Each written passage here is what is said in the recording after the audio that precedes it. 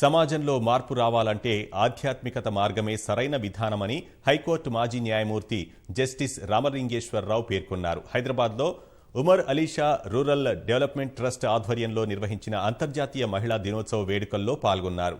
వేడుకల్లో ప్రదర్శన సాంస్కృతిక కార్యక్రమాలు వీక్షకులను ఆకట్టుకున్నాయి.